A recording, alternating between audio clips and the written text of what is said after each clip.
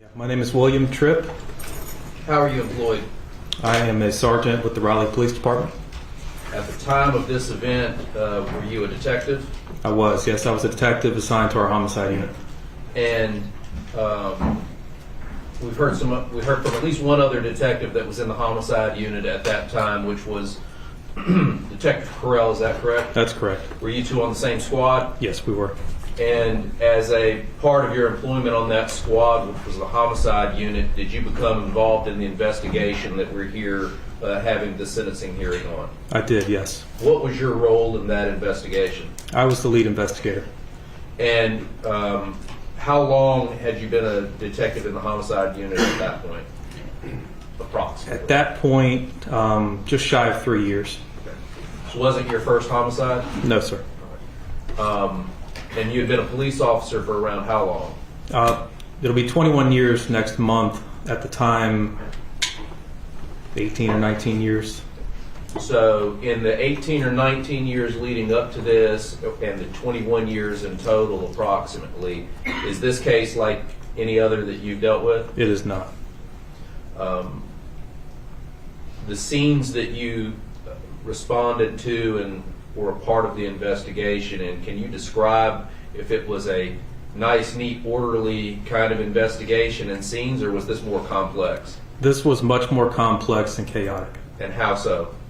Initial responding officers were responding to multiple scenes, multiple 911 calls, and the shooter was still at large.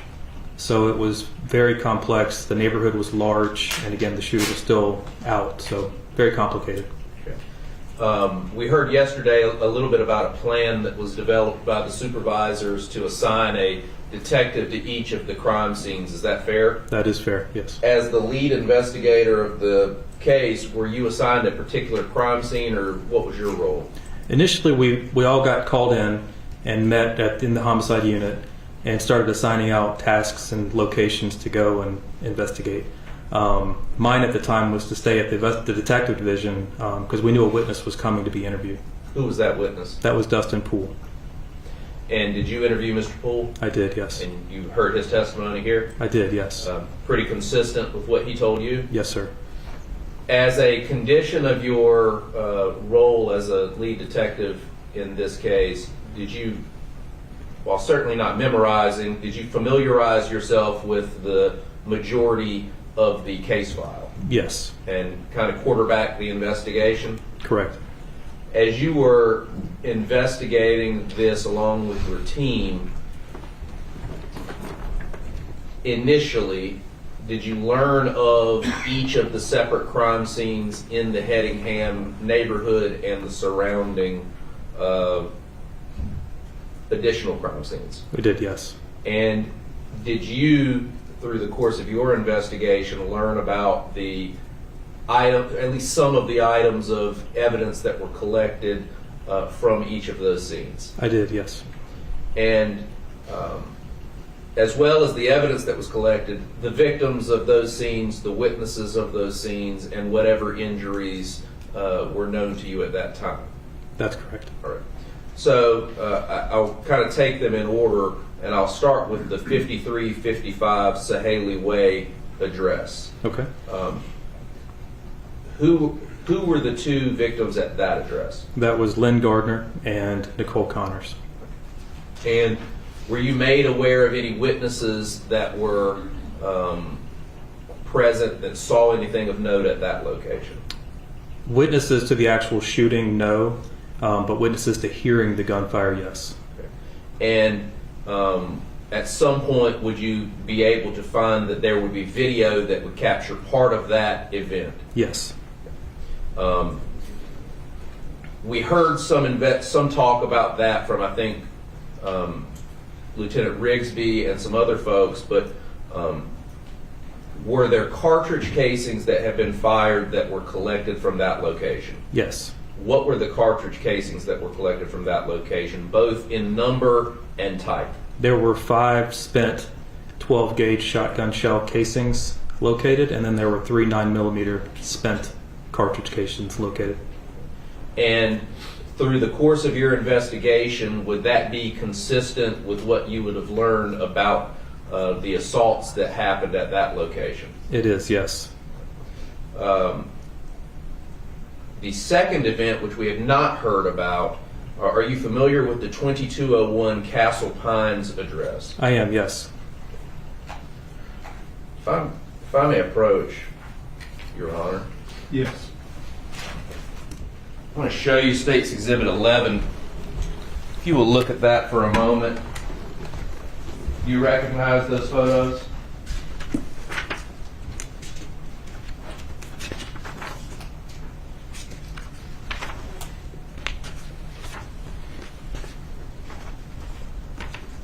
Yes, I do. What are those photos of? These are photos of, I believe the address was 2201 Castle Pines, which is the address directly next door to 5355 Sahaley. Okay, and so that address, while it has a different street number and street name, is directly next door to the address that Nicole and Lynn were shot and one murdered at. Correct. Okay. And what was of note about that location? This location, we saw what appeared to be damage to the exterior of the house from gunshots. And were you able to form an opinion based on your investigation whether or not those defects or the damage to that address was a result of the ambush that occurred at this 5355 Sahaley Way, Nicole and Lynn crime scene? Yes, the damage to the house was consistent with shotgun strikes. There were holes in the wall. Damage went from outside to inside, and inside there was further damage to the interior walls and some of the items such as like the toilet inside the bathroom. Okay. At this time, Your Honor, the State would seek to admit and publish State's Exhibit 11 on the screen. Any objection? No objection. Now, is this the address at or the home that's located at 2201 Castle Pines? It is, yes. And is this the front, side, back? What are we looking at? I believe it's the side and back. All right. And in this photograph, are you able to see, and it may be a little difficult on the screen, but in the photograph in front of you, any of the defects Yes. were in that home? Yes, sir. Where generally are they?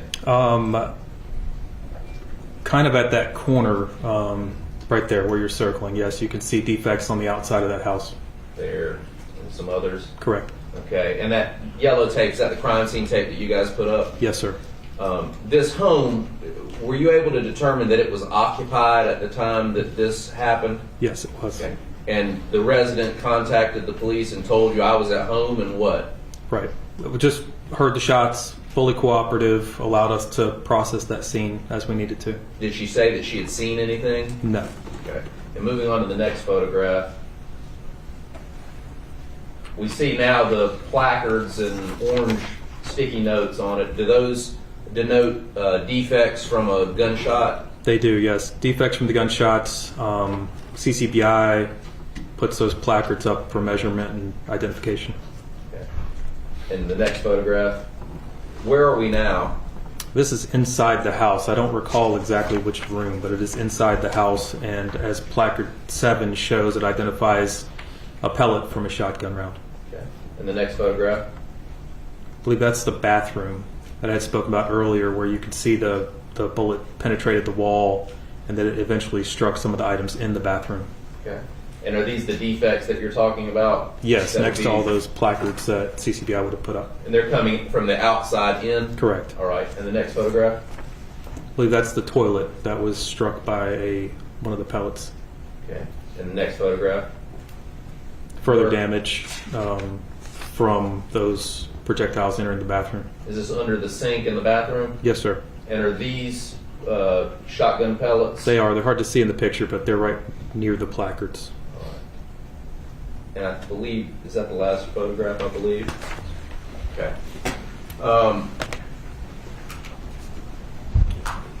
Was anybody harmed or struck by any of those pellets inside of that residence? Inside of that residence, no, sir. All right.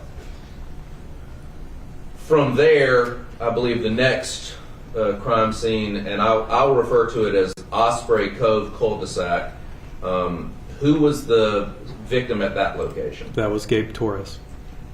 And were you able to determine the number of injuries that he suffered as far as how many times he was shot? Yes. And what was your understanding of that? My understanding is he was shot 3 times. And at that crime scene, were you able to locate any cartridge casings? Yes, sir. How many? There were 3 spent shotgun shell cartridge casings. There were 2 kind of more the front of the car and then 1 additional to the side of the car. Okay. And were they consistent in just looking at them to the cartridge casings from the shotgun that you had seen at the first location? Yes, sir. And did you speak to some witnesses there? We did, yes, sir. And were they able to walk you through and give you a description of the individual? Absolutely, yes. I'd actually already talked to Dustin Poole by the time I got to that scene, so what I was seeing was matching what I had been told. And he told you about the young man in camouflage? Yes, sir. Did he tell you about him pointing the gun at him? He did, yes, sir. And did he describe for you how that all happened? He did. And did he describe for you how he was able to see that from his residence? He did, yes, sir. What did he tell you about that? When he initially saw the shooter walk past his house, he was looking out the window. He told me that his child was on the couch. It drew his attention, and then he walked over towards the door, and he described being able to see out the door to the shooting itself. He further described he's a tall gentleman, and the top of the door there's windows, so he was seeing directly out of the window and watching what was going on. Did you go to that house and look from that vantage point and see if you could see what was going on and if it was consistent with what he was telling you? Yes, I did. Did it all check out? It did, yes, sir. The next location I believe we will refer to as the Greenway at Osprey Cove Drive.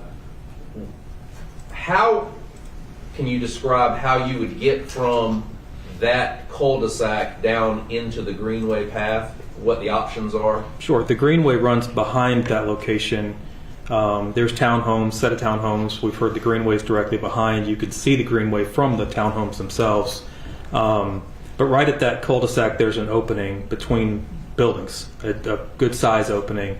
And if you walk down that path, it's just a direct access to the Greenway itself. Is it a pretty easy path to get down? It is, yes. At that location on the Greenway at Osprey Cove Drive, is that where Mary Marshall was found? Yes, sir. And were you made aware of her injuries? I was, yes. And what were they as you understood it? 2 gunshot wounds by shotgun, multiple injuries as a result. And were you made aware of the dog that was there? I was, yes. And do you know what happened with that dog? Yes, when officers and investigators responded, the dog was sitting next to Mary Marshall. And my sergeant at the time coordinated getting the dog back home. And at that scene, how many cartridge casings were collected? There was 1 at that scene. And was it a shotgun cartridge case? Yes. Was it also consistent with what visually with what you had seen? Yes, sir. And from there, did you move on down the Greenway to Bay Harbor Drive approximately? Yes, sir. Approximately how far down the Greenway is that? Approximately, and I did not measure it, but I would say approximately 50 yards. It's not very far away at all. And as you're walking down the Greenway in that direction, is that towards the suspension bridge that we've heard about? Yes, sir. Is the river on your right? Yes, sir. What's on the left? The neighborhood, the Headingham neighborhood.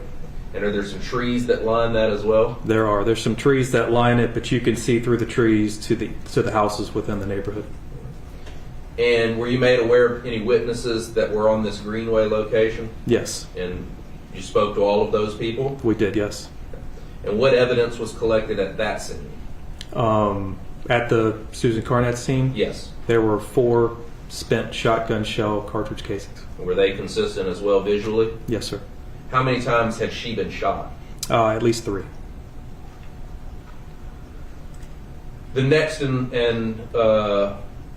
address that we've heard a little bit about is the 1533 McConnell Drive. Is that where Casey Clark was injured and the defendant was ultimately captured? Yes, sir.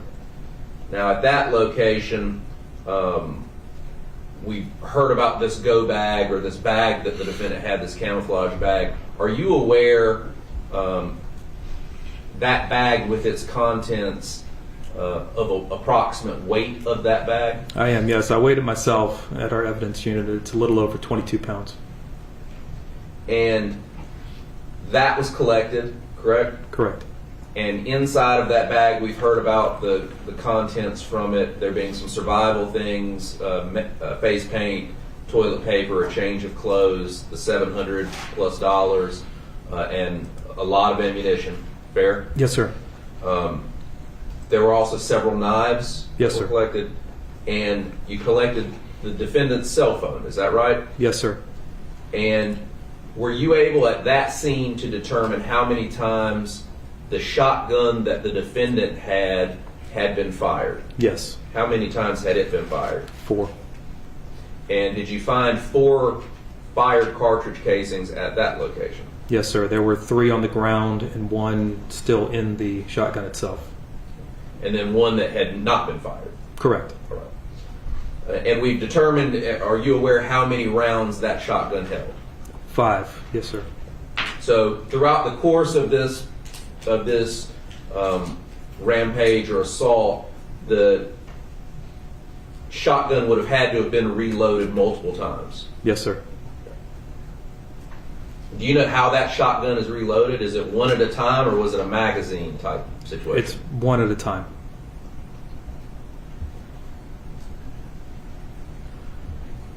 Finally, we have the defendant's home, which is 5345 Sahaley Way, correct? Yes, sir. And that was the residence where James was ultimately found in the bathroom, stabbed 50+ times and shot, correct? Yes, yes, sir. At that location, throughout your investigation, were you able to determine if there were any witnesses who had seen what went on inside that home? No, sir. Was there ever any indication that anyone was inside the home at the time of this other than James and the defendant? No, sir. At some point you spoke to his parents, is that fair? I did, yes. And was it what did you understand from them about what the boys knew or what their sons knew about the parents' schedule that day? The boys both knew the parents were at work. They take the bus home, they walk home, they're home alone until the parents get home from work. They knew mom worked till 5, and I believe they knew she had a hair appointment that day, so she'd be home even later. And the dad worked well into the evening as well. Now, you mentioned the school bus. During the course of your investigation, did you guys go, and we'll talk about some of the investigative things that you did, but did you go and try and get video to confirm what time the defendant and his brother would have gotten home from school that day? Yes, we did. Were you able to do that? We were. Approximately what time did you learn they got home? I do not recall the exact time, but we got video from the actual bus. Was it around 3 or so? That's correct. Yes, sir. Sound right? Yes, sir. The clothing that the defendant was wearing, were you able to see it in the video of him getting off the school bus? Yes. And was it a camouflage outfit? It was not. Okay.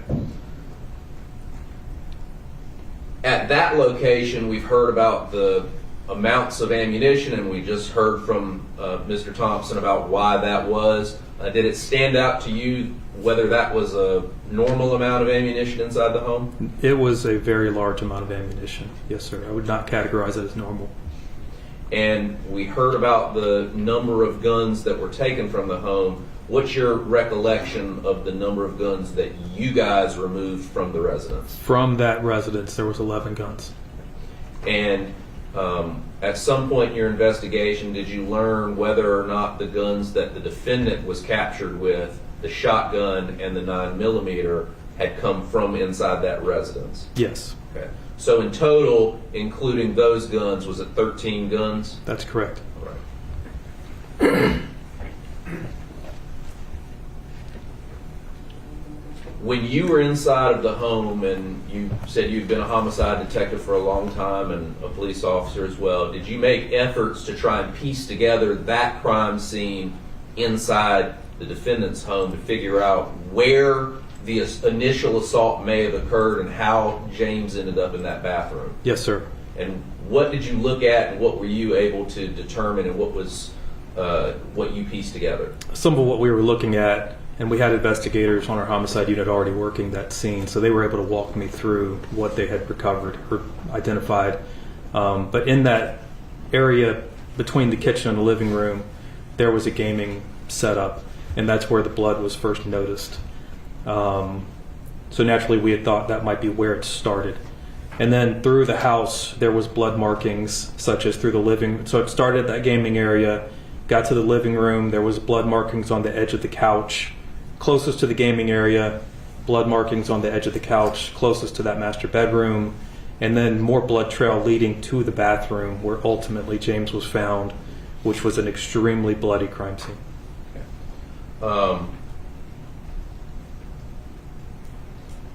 At some point, did you, while you're inside that residence, we've heard about you guys collecting a lot of pieces of evidence from there, fair? Yes, sir. To include a note that was found on the defendant's bedroom, right? Yes, sir. And a portion of a note that was found on the dresser outside of where James was found. Yes, sir. And during the course of your investigation, were you able to determine if those two pieces of paper fit together to be from one paper? Yes, sir, they did. And with that secondary note, the one that we've seen about don't go in the bathroom, James is dead, something to that effect, there was also a cartridge casing. Yes, sir. And to your understanding, what did that cartridge casing belong to?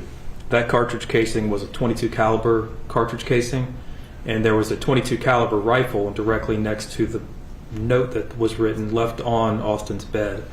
So naturally, we had thought that cartridge casing potentially went to that firearm. And at some point, did you take all of the firearms from the home, the firearms that were located with the defendant at the McConnell Oliver location, to CCBI to have them tested for ballistics, along with the cartridge casings from each of the crime scenes? Yes, sir. And you said that you initially had that understanding or the belief that the .22 cartridge matched that rifle. Did that actually bear out to be true? It did, yes, sir. Okay. And were you able to, through analysts with the CCBI here in Wake County, were they able to make matches to the firearms that the defendant was captured with to each of the crime scenes? They were, yes. May I approach, Your Honor? Yes.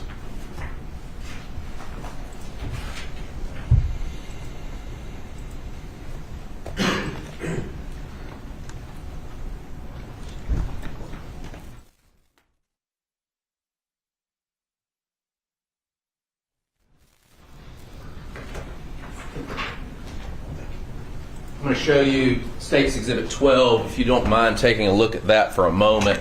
Yes, sir. Is that a report that you received from CCBI and Angel Moses, who worked for CCBI as a ballistics analyst? Yes, it is. And is that essentially the report that indicated that the things you sent to her, those projectiles or the cartridge casings, were matching up with those firearms? Yes, sir. Okay. At this time, Your Honor, the State would introduce State's Exhibit 12. Any objection? No objection, Your Honor. Yes, allowed. Now, we've talked about each of these crime scenes and that you were aware of them. At some point, did you guys expand your investigation, and I'm sure it was likely going on while this is happening, did you expand the investigation to try to piece together a timeline of events? Yes, we did. And in trying to piece that timeline together, what types of things did you consider?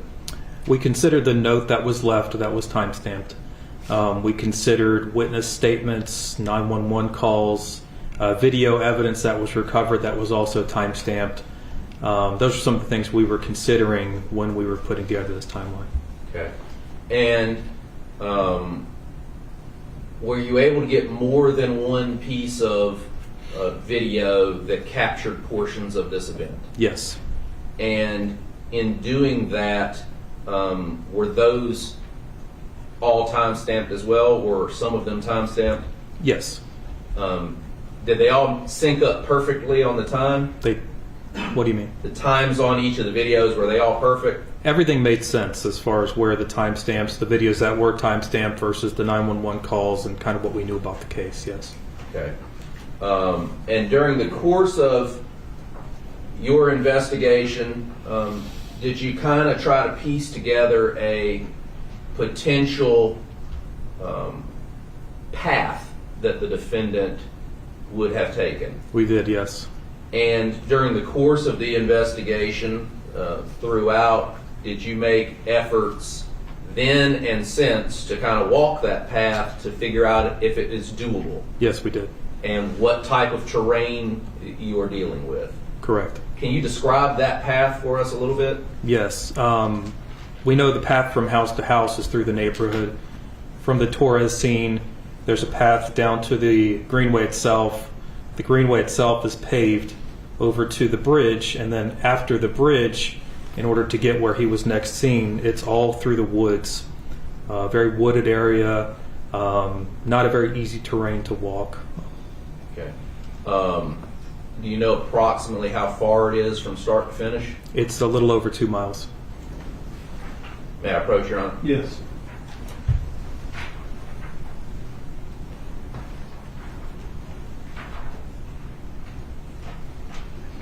I'm going to show you State's Exhibit number 13. Take a look at that. Is that a map that kind of has places marked and a line to show the direct or the start and end points of this event? Yes, sir.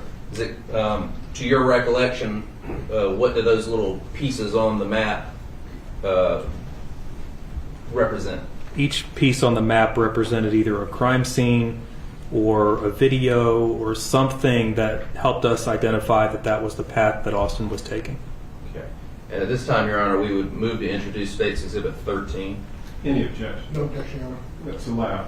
And I would ask to publish on the screen. Yes, sir. Before we do that, we're going to take a 15-minute recess. And when we return, we'll begin publication of that exhibit.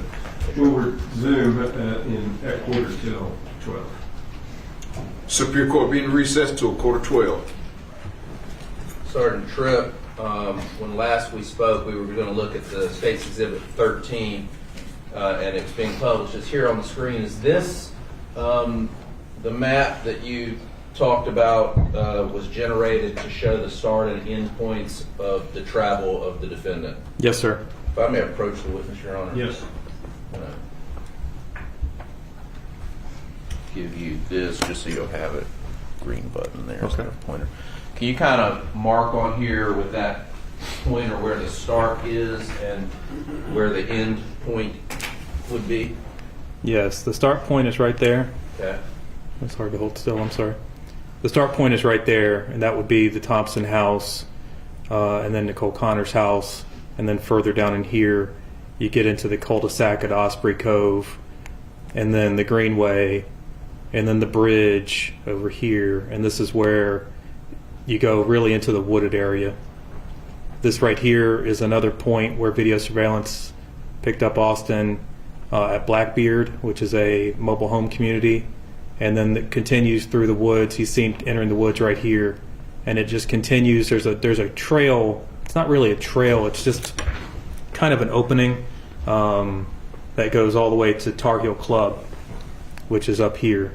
And there was a witness marked by that spot right there that saw him cross Tar Heel Club, and that's where the track started with Casey Clark and Sergeant McDonald. Okay. So then I'll zoom in a little bit, kind of look at it, maybe follow that trail. So this, as we can see, Castle Pines, is this Sahaley Way? Yes, sir. Right. And we heard Mr. Thompson testifying a moment ago about there being a fairway in his backyard. Is this the fairway that we're talking about? Yes, sir. All right. And so it would be the Thompson home, and then is there another home, and then the Connors home? Yes, sir. There's the Thompson home. The home next door is a home that we were able to obtain video surveillance from. Then there's the Connors house, And then at the corner is 2201 Castle Pines, which was also struck. Is that kind of right here where the cursor is? Yes, sir. And then you have it crossing over Castle Pines, and there's another fairway, it appears, for a golf course hole. Yes, sir. What does this marker here and this marker? Those little purple markers identified witnesses that witnessed him crossing that path. Was there ever any video or photographic evidence that you guys were able to get from here? Yes, one witness took photographs, still photographs of Austin as he was crossing that fairway over towards Black Wolf Run, excuse me. Okay. And then we cross over. Is this another point that indicates where some video occurred? Yes, that's one point where some video occurred, and then later in the investigation we obtained additional video on the other side of Osprey Cove, also still on Black Wolf Run, showing what we knew for Austin to cross that at that point in Inner Osprey Cove.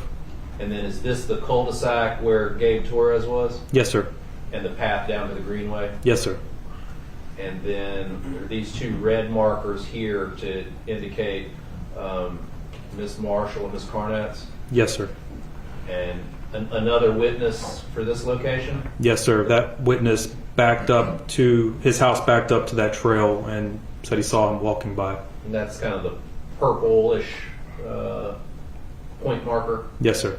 You said this is the bridge at the top where it kind of straightens out. Yes, sir. Is this the Neuse River? It is. Yes, sir.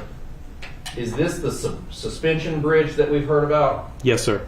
All right. And is this point where there's a right-hand turn kind of mark the end of the bridge? Yes, sir.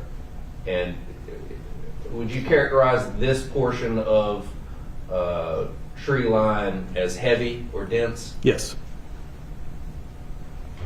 And you indicated that he traveled all this way and was captured on a video surveillance at one point and then observed crossing over Tar Heel Club Road? Yes, sir. That purple dot represented the witness that watched him cross Tar Heel Club. And there's another heavily wooded area on the other side, which we saw on Casey Clark's body cam. And these final batch here, these two markers, are where the defendant was taken into custody and Officer Clark was injured. Yes, sir. Now, to the right of that photograph, what is this? What highway is this? That's 540. Okay. And is this Old Mill Bernie Road also kind of circling that area? Yes, sir. Old Mill Bernie Run is what Tar Heel Club runs off of. All right. You said that was a little over 2 miles. Yes, sir. Okay. Now, thank you. We talked a little bit about this timeline that you were able to put together, and you said that it started out with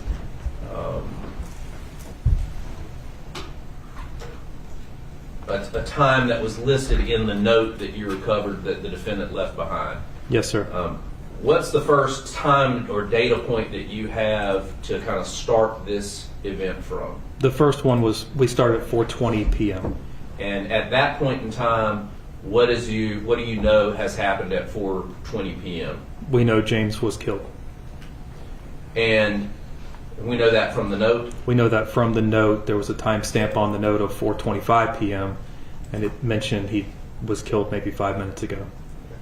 And when you say a timestamp, it's not an actual stamp. Is that something that the defendant wrote? It was handwritten. The time and date was handwritten on top of the note. Okay. Based on your investigation, how long are you able to determine that the defendant stayed in the home? Until 5:08 p.m. when he's seen on video surveillance. The next door house had video surveillance showing him come down his driveway. Okay.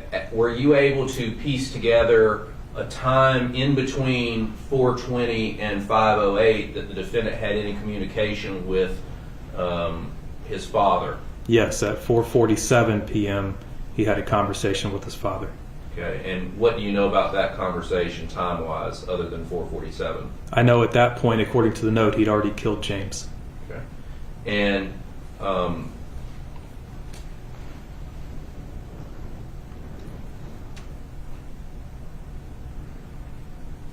at the the time that that is going on, have there been any 911 calls yet? No, sir. Okay.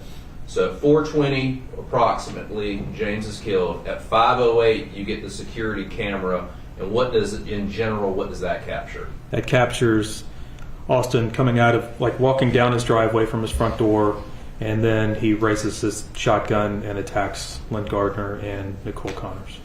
And is that the camera that's located at 5355 Sahaley Way? Yes, sir.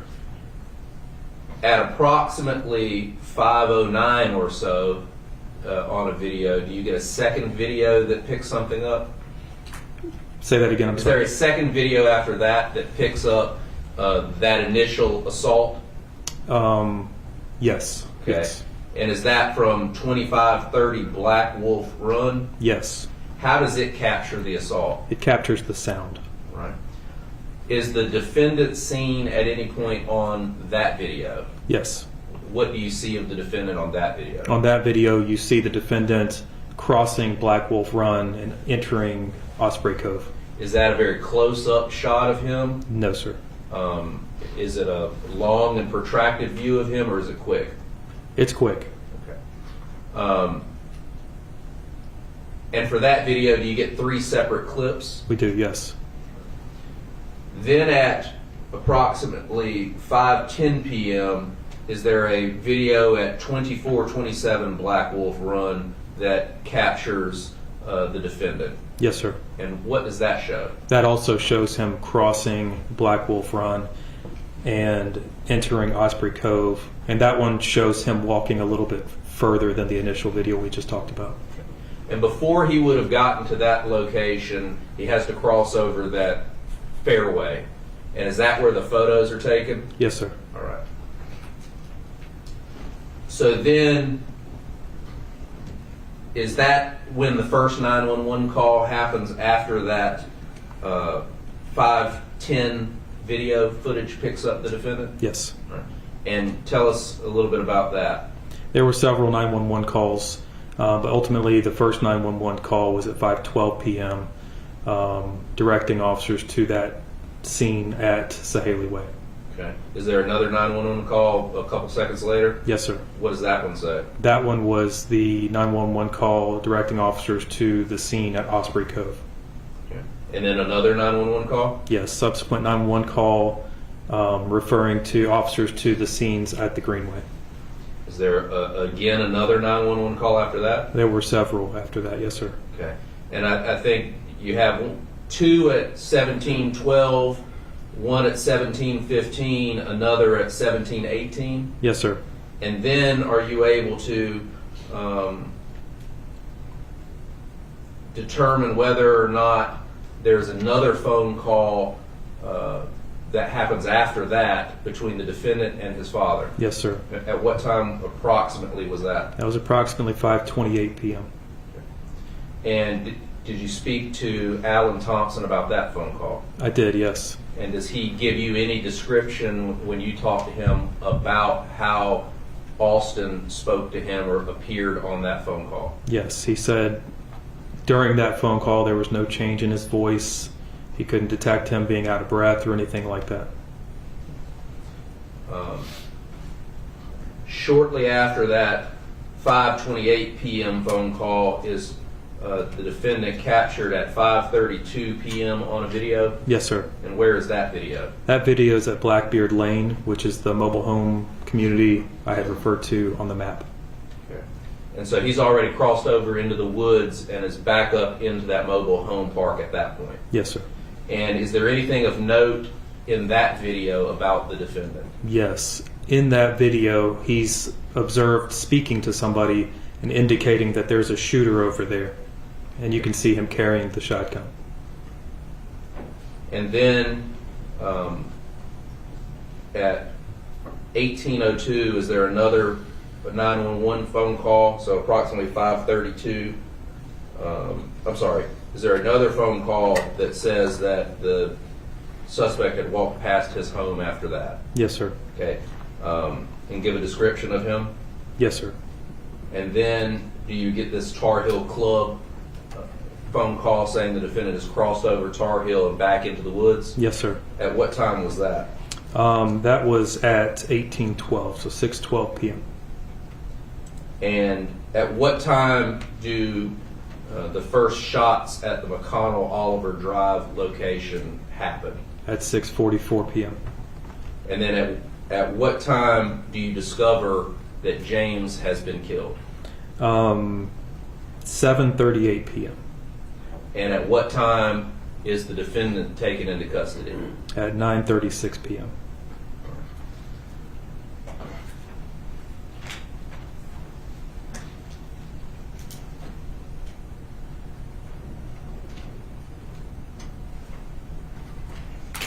May I approach, Your Honor? Yes.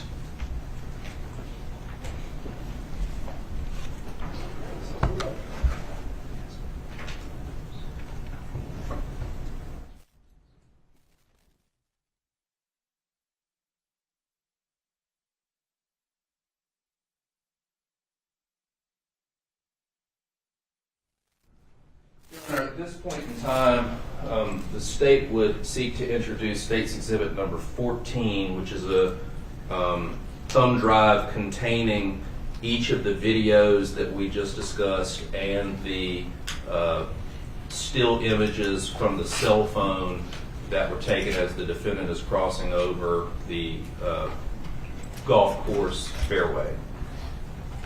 Any objection? No objection. It's allowed. And I would ask to publish them to the jury, to Your Honor, on the big screen. Yes, sir.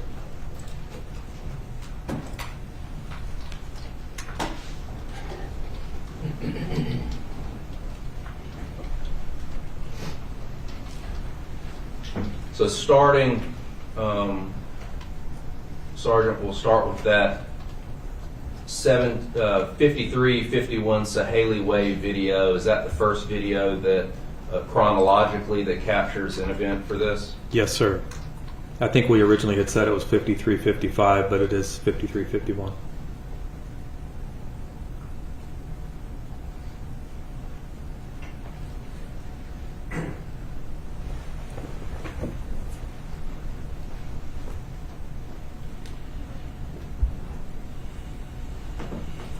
Now, Sergeant, is this video kind of in two parts? Like two different clips? Yes, And is there any sound on this video? I do not believe so. Okay. If you can orient us to what where we should be watching and where the people will come from in this video. So that is the address, 5351 Sahaley Way. Where the cars are parked. The address directly to the right of it is 5345 Sahaley Way, which is the Thompson house. That bush directly in front of us, to the left of that bush, is where Nicole Connors lives. Okay. Starting the video.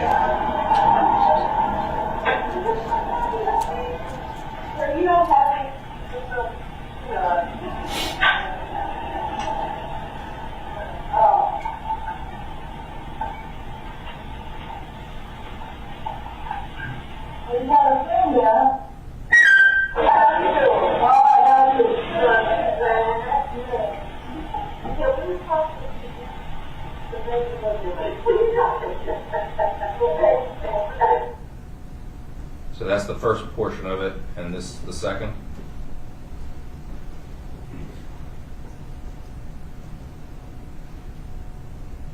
Are those two people walking there, Nicole? Yes, Nicole and Lynn. Thank you. And they're walking the two dogs that we had discussed.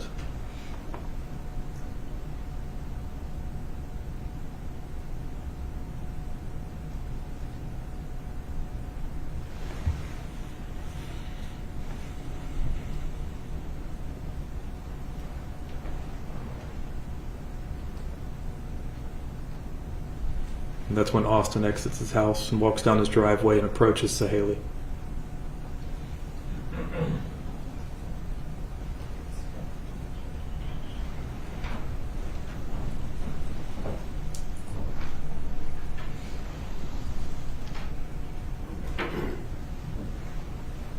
The next batch would be the camera from 2530 Black Wolf, is that correct? Yes, sir. And there are multiples of this as well? Yes, sir.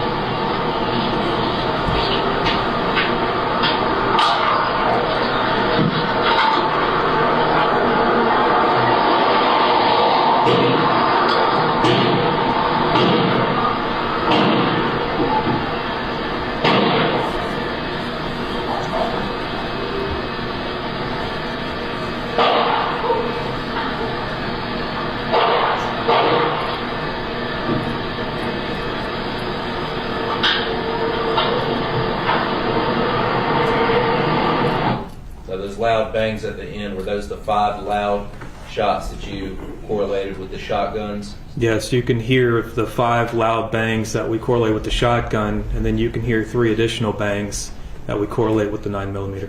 Now on the second video, is that the video in which you can see the defendant? Yes, sir. It's very quick. When you start the second video, you can see him crossing Black Wolf Run to Osprey Cove. And where would we need to be looking in the video to see that? Right at that intersection, as soon as the video starts, he's crossing that street. Okay. And I'll play the second video now. It'll be kind of to the left of the screen. Can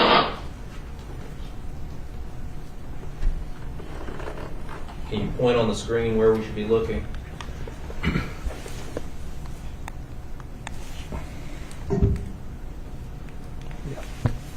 It's like right here. He'll cross right there.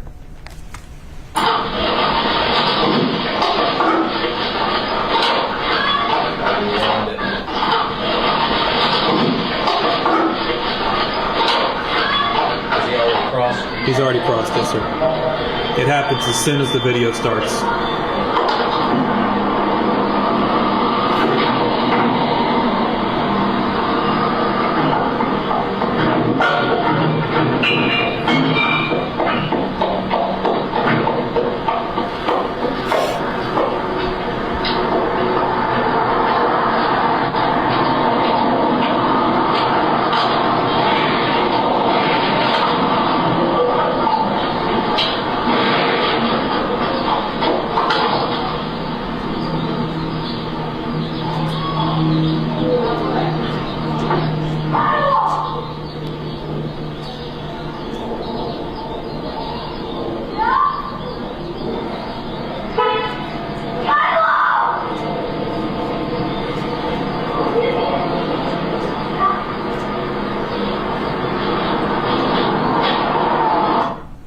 There's a couple things that I want to go back and address on that video.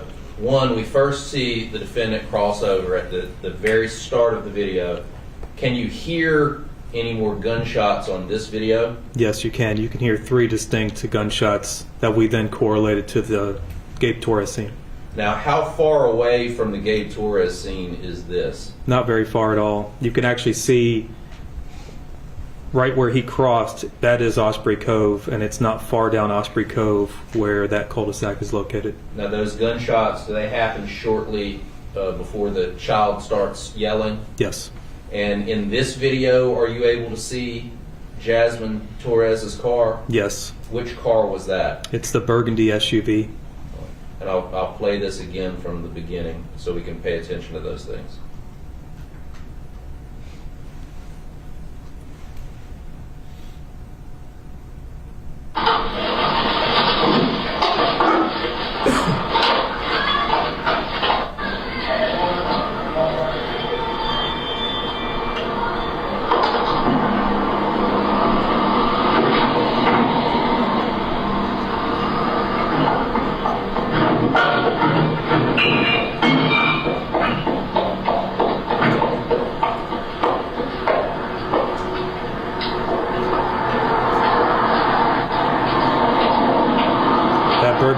V is Jasmine's.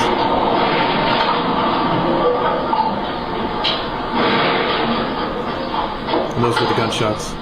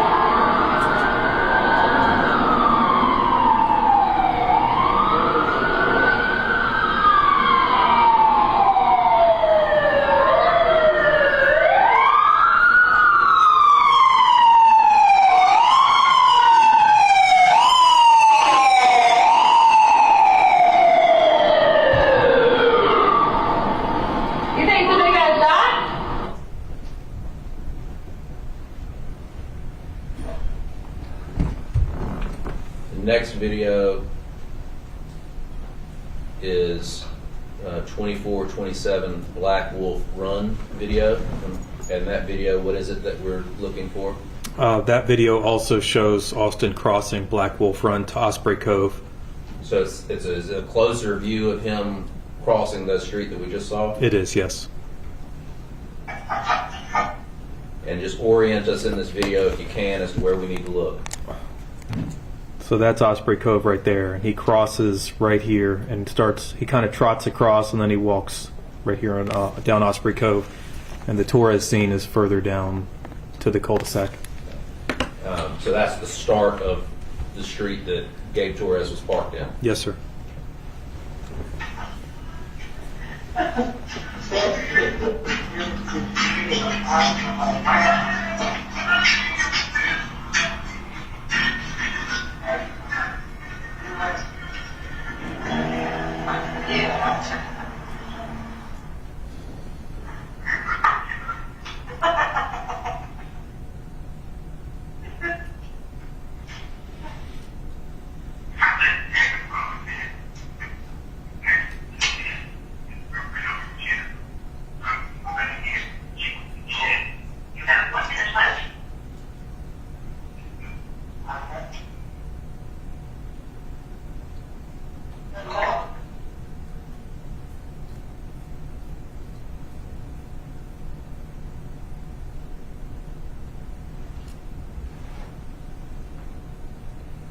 Was that Austin running to kill Gabe Torres? Yes, sir.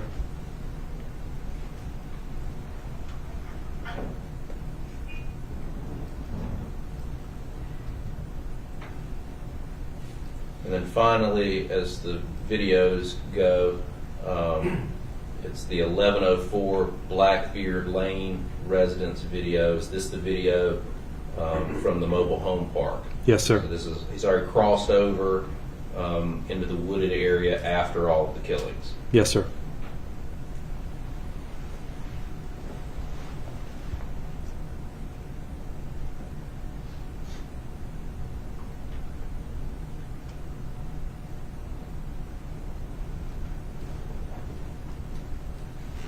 Is that Austin there? It is, yes, sir.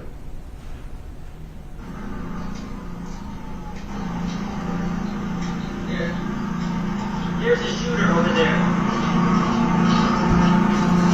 There's a shooter over there. Is that the defendant telling someone that there's a shooter back where he just came from? Yes, sir. Not that he's the shooter? Right.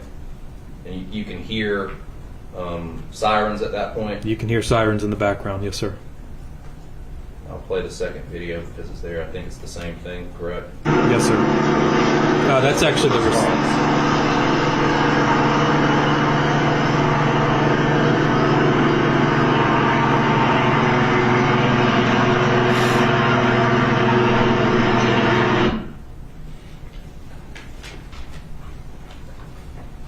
In that in that video, there seems to be a loud whirling sound. Is that the helicopter already responding? Yes, sir.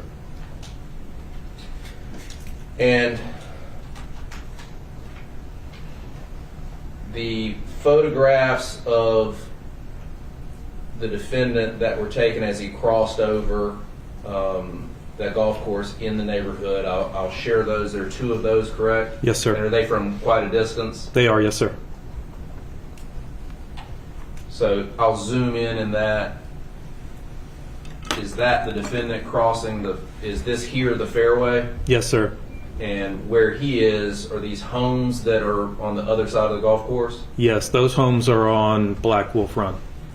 And is that an embankment that goes down that he would have had to go down? It is. That's why we're looking at kind of the top of the houses from that angle. Okay. And the next photograph, a little bit before then. Yes, sir.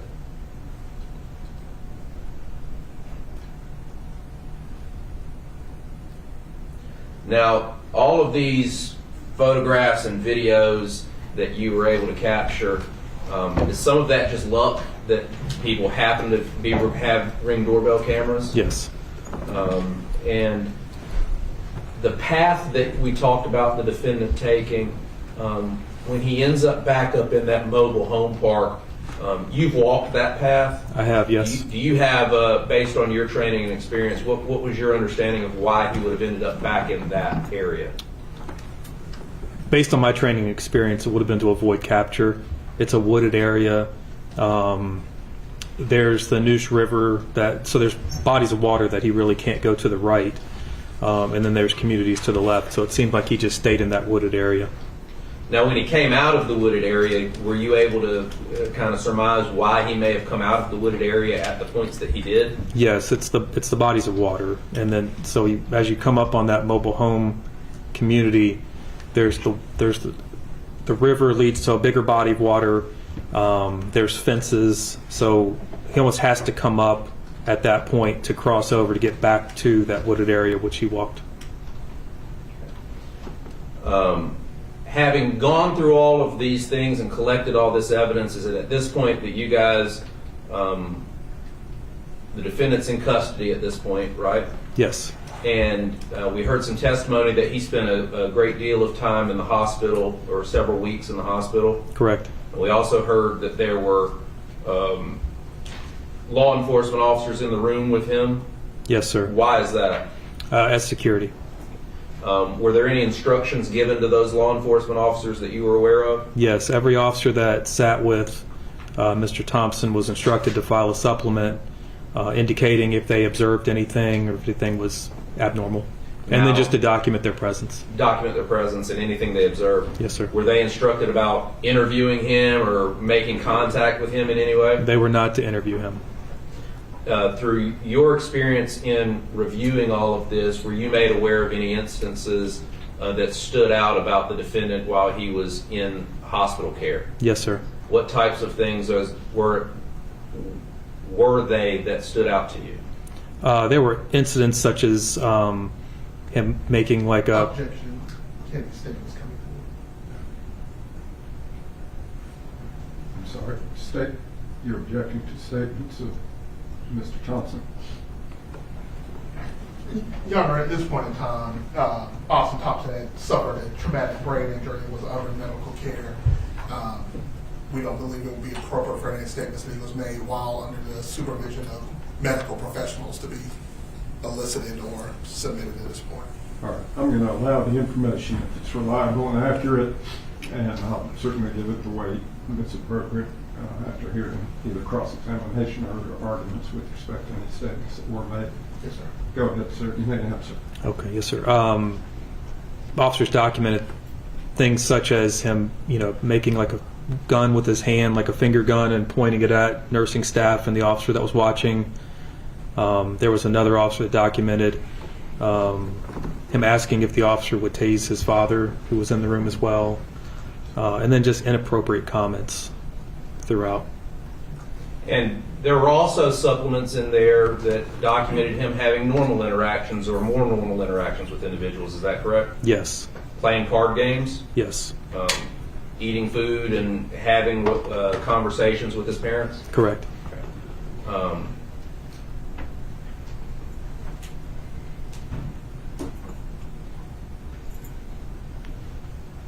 Now, as we've talked about, you began to look a little further into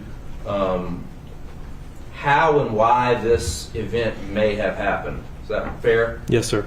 And you've heard some testimony from the defendant's father about him asking you in particular to try and find out what happened and why it happened.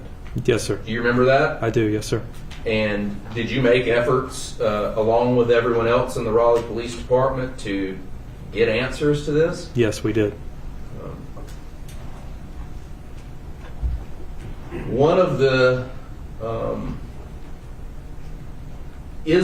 things that you relied upon to try and get some answers, the writings that the defendant left behind. Yes, sir. May I approach you on? Yes.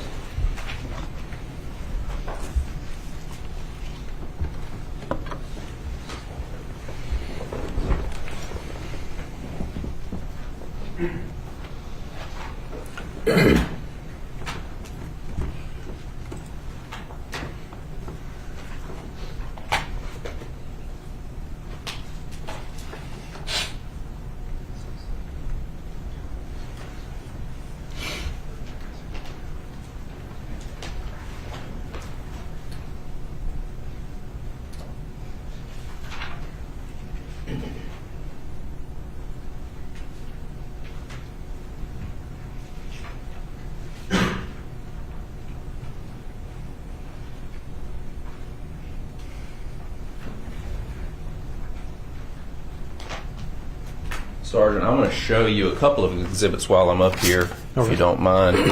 The first I'm going to show you is State's Exhibit number 15. If you will look at that, tell me if you recognize it and how you recognize it. I do, yes. This is the smaller note that was left in the master bedroom just outside the bathroom where James was found. Okay, and you've just opened that today, is that fair? Yes. Will you look inside and tell us if it appears to have been altered or changed in any way? There's a glove. If you want. Yes, this is the note as it was found. Okay. If you'll put it back in the... Is there writing on both sides of that? There is writing on both sides of it. Yes. And does it appear to be a torn-off corner? Yes. Okay, thank you. Excuse me. Your Honor, the State would move to introduce State's Exhibit 15. Any objection? No objection. I'm going to show you State's Exhibit 16 now. If you'll do the same for that and tell us what it is if you recognize it. Yes, I do recognize it. This is the note, the larger note that was left in Austin's bedroom that I had earlier mentioned was time-stamped and handwritten. This was located on his bed directly beside a .22 caliber rifle and a blue ink pen. Okay, and does there appear to be a corner removed from it? Yes, sir. Does it appear to be the same as it was when you found it or when Yeah. it was found? Yes, sir. Okay. The State would move to introduce State's Exhibit 16. Any objection? No objection. Now I'm going to show you, Sergeant, State's Exhibit 17. And if you will flip through this, I'll take that from you. If you'll flip through this, tell us if those are photographs of the note as they appeared and then pieced back together so that you could read it. Yes, that's correct. All right. And do they appear to have been altered or changed in any way? No, sir. At this point in time, Your Honor, the State would move to introduce State's Exhibit 17 into evidence. Any objection? No objection. I have, Your Honor, State's Exhibit 17. Just for the record's purposes, we have introduced, I believe, at least in whole or in part, the photographs from State's Exhibit 17 as, I think, State's Exhibit A or B from the sentencing hearing. But this is a separate, I'm sorry, from the guilty plea. This is a separate copy of the same exhibit, I believe, which we will list as State's Exhibit 17. I believe only 16, my memory would be it, only 16 was introduced at the sentencing, at the guilty plea. I'm not sure that a piece together or the smaller note were introduced into evidence at the prior one. Yes, Your Honor.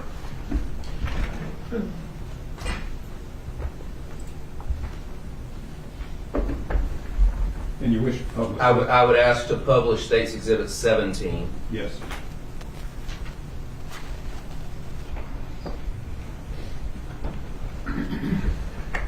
Now, Sergeant, and you have it in front of you if it helps you out, State's Exhibit 17, the first page, can you look at that and read for us what, or tell us what that portion is?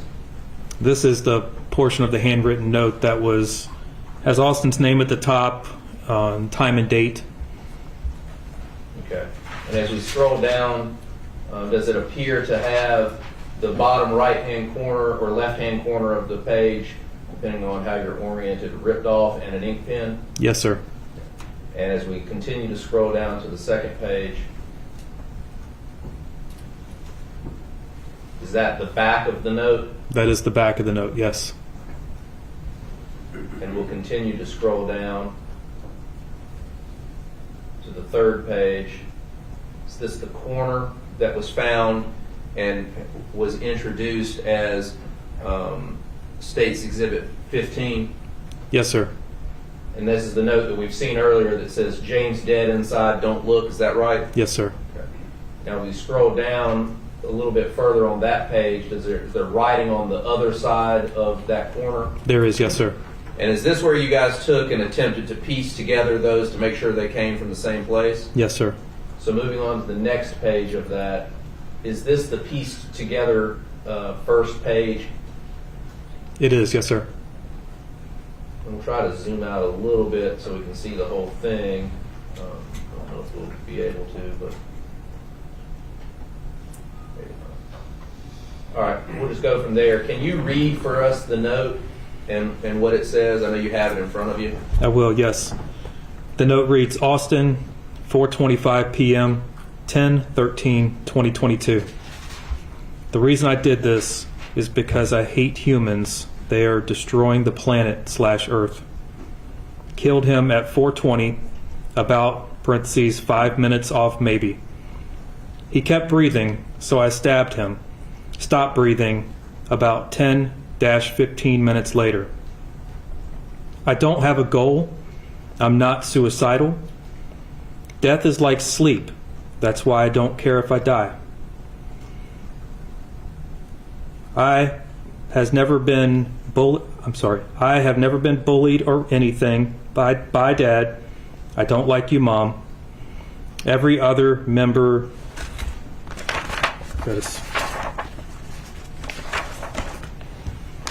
Every other family member is good. Thanks, Juan and D'Angelo, for taking me hunting. I don't want to die, but it is going to happen anyway. And then on to the back of that note.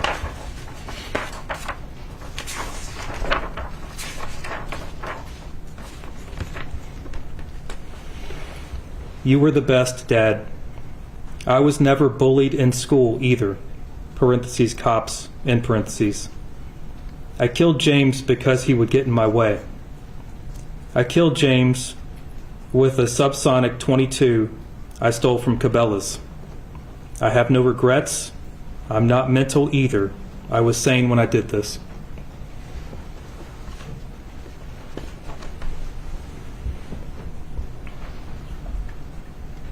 Is there any other writing on the note that, as you read it? Excuse me? Is there any other writing on there that you noted? I believe I read the entire note. The other side of that torn page was James dead, inside don't look. Okay. When you found this information out, did you use it in your investigation any further? Yes.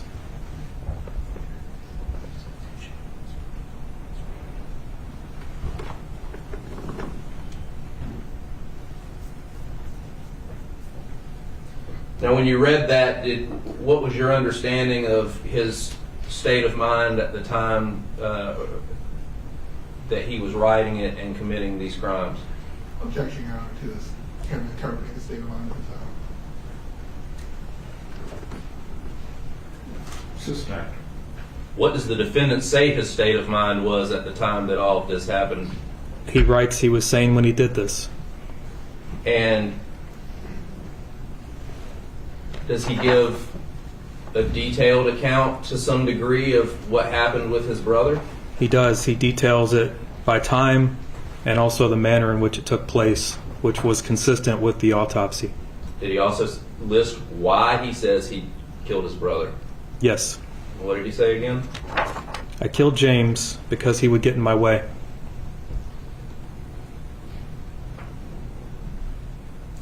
So, did he list in that note that you went through a greater reason as to why he's doing all this? At the very beginning, he does, yes. He says, the reason I did this is because I hate humans. They are destroying the planet / Earth. And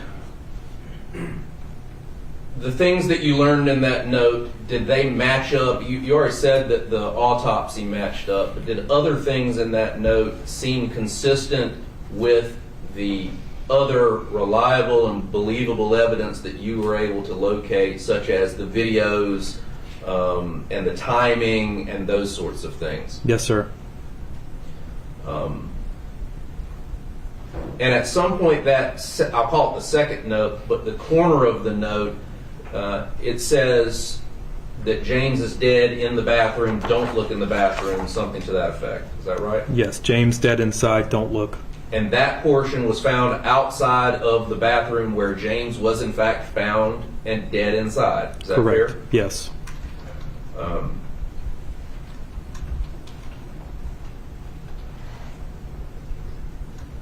And with that note, he actually included the evidence of the cartridge casing, correct? With that torn piece, he also included the spent cartridge casing, and then with the larger piece, it was directly beside the firearm used to fire that cartridge casing. That note was found in his bedroom, Yes, sir. and that's his handwriting as best you can tell? Yes, sir. And you've seen his schoolwork and other things? Yes, sir. Did it appear consistent? Yes, sir. After going through that note, looking at all the videos, did you make other efforts to try and track down people and do further investigation to figure out what was going on with Austin, if there were any changes in him, or why this might have happened? Yes, sir. What kind of things did you go about doing to figure that out? We reviewed any digital evidence that we could come across. We looked at medical records that we were able to obtain, school records, talked to neighbors, talked to teachers, tried to identify any friends or people that he may have interacted with at school, things of that nature. Okay. And we heard from both of his parents. You spoke to both of them Yes, sir. on multiple occasions. Yes, sir. Would you classify what they provided you with as helpful? Yes, sir. Were they cooperative with you? They were very cooperative. Did they ever point out to you anything that they knew of that gave them red flags or concerns that this may be something that would happen? They did not. At some point, after all of that, we heard that Alan Thompson reached out through his lawyers to provide you with further evidence that he may have discovered in his son Austin's room. Is that right? Yes, sir. Can you kind of tell us about the course of events that led you to that information? Yes, I was contacted by his defense lawyer, Russell Babb, that Alan had turned over an item from the house that I might find interesting or relevant to this case. Subsequently, I scheduled a time to meet with him. He turned the item over, at which point in time I was handed a chapstick tube that had been hollowed out and had little tiny handwritten notes and diagrams inside it. I photographed each individual note, the chapstick tube itself, and I placed it in RPD evidence. And was that information that was contained in the chapstick note helpful to you or enlightening in any way? It was, yes.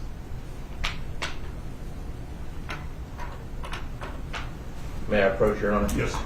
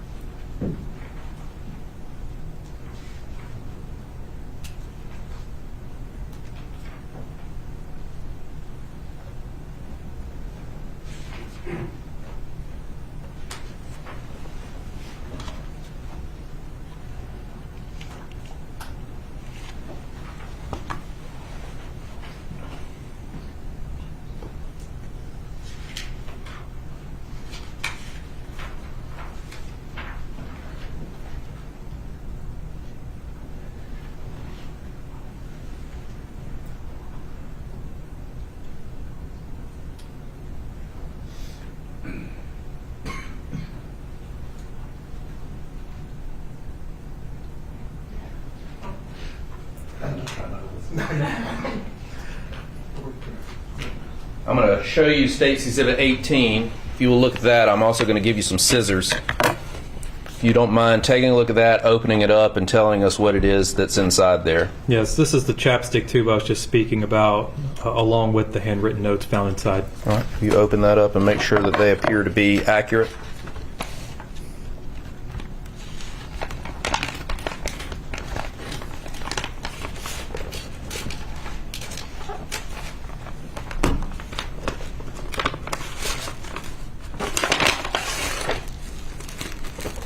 Yes, sir.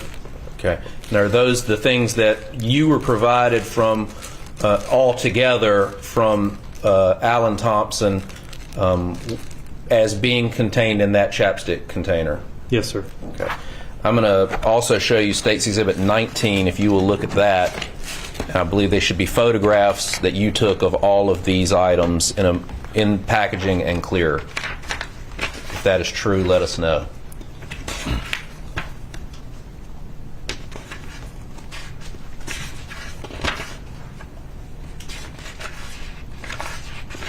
Yes, that's correct. Okay. And that plastic bag that the items are contained in and photographed in State's Exhibit 19 and the plastic bag that's in State's Exhibit 18, is that how it was provided to you? Yes, sir. Okay. Your Honor, at this time the State would move to introduce State's Exhibit 18 and 19 and seek to publish State's 19. Any objection? No objection. It's allowed.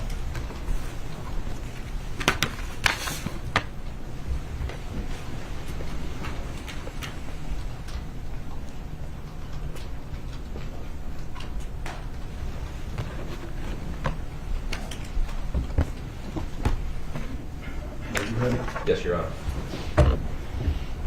Now, Sergeant, in looking at this, is this the plastic bag and chapstick and pieces of paper we were just talking about? Yes, sir. And those are the items that are that are contained in State's Exhibit 19, or 18? Is that correct? Yes, sir.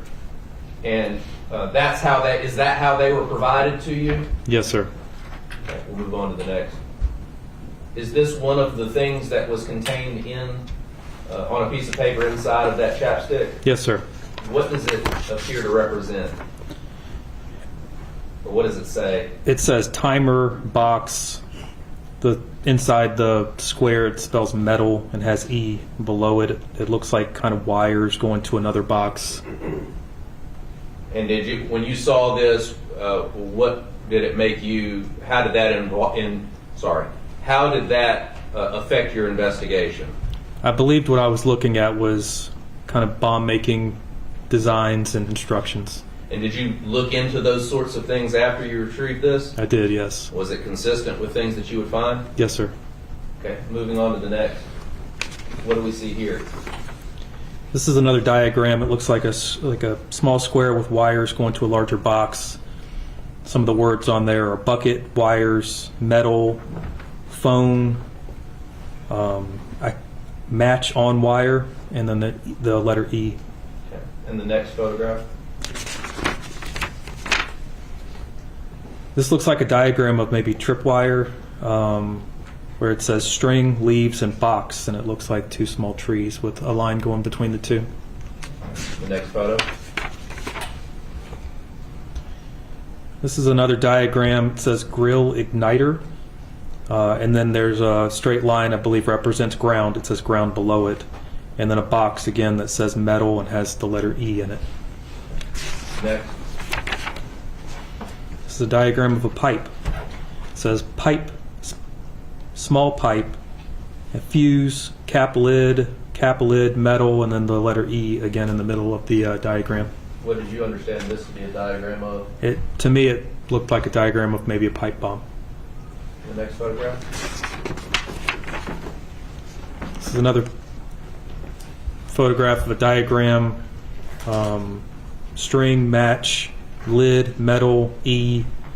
Again, this was similar to what we suspected to be maybe a bomb, a diagram of a bomb. The next photograph?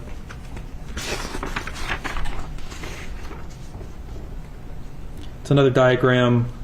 Inside the diagram, it says metal, and then the letter E again. The words are top, cap, lid, and then box below. The next photograph? This is more of instructions. And I think you have this photographed on another page, maybe, that's a little more legible. I do, yeah. This was folded up inside that chapstick tube, so there's a lot of creases and whatnot. So I tried to photograph it in a manner that could be read. Okay, so we'll go to the next then. Is this similar to what we just looked at, and you photographed this again, I think, too? Yes, that's a separate note also found within that chapstick tube. So then we'll move on to the next. Is this how those appeared? Or is this just... I believe those are just blank paper that it was kind of rolled up inside. Okay. Inside the chapstick tube? Yes, sir. Now the chapstick tube that you found, is it hollowed out? It's hollowed out No completely. chapstick inside of it? Correct. Is there a label on it? No, the label is also taken off. It's just a white tube with I believe it was a green lid, Okay. but no markings on the outside at all. So we'll go to the next photograph. Is this the chapstick tube inside? Yes, sir. And the green lid beside it? Correct. Right. Again, a different angle. Yes, sir. Next photo. Is that it?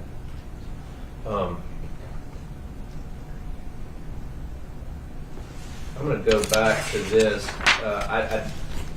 Do you have in that exhibit? Is there a cleaner version of this? Yes. Can you read it for us? What this note says? It says aluminum powder, and I'm not sure what the next word is. Looks like CHLOLATE, 70% to 30%.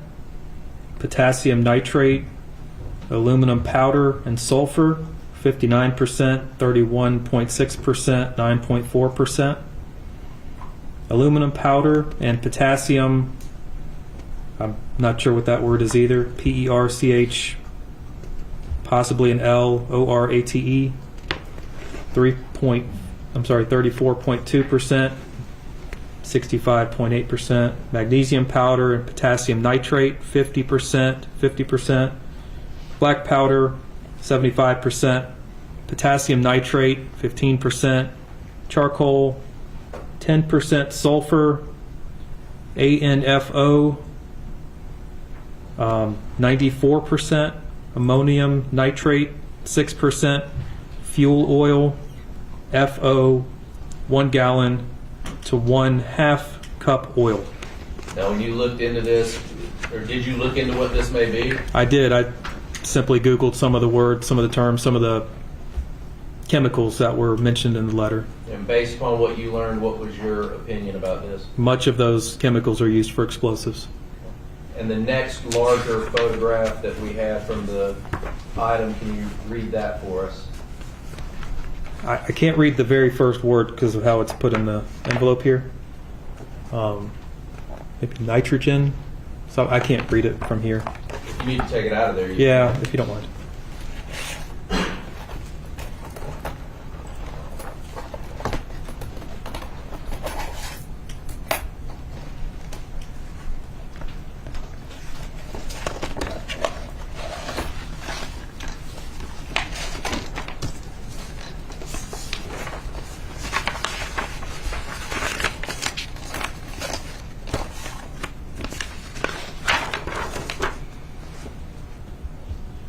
All right, nitroglycerin. Put the acids in the freezer before mixing them. It will, I can't read the next word, out with the heat. Add the 2 acids in slowly. It makes heat.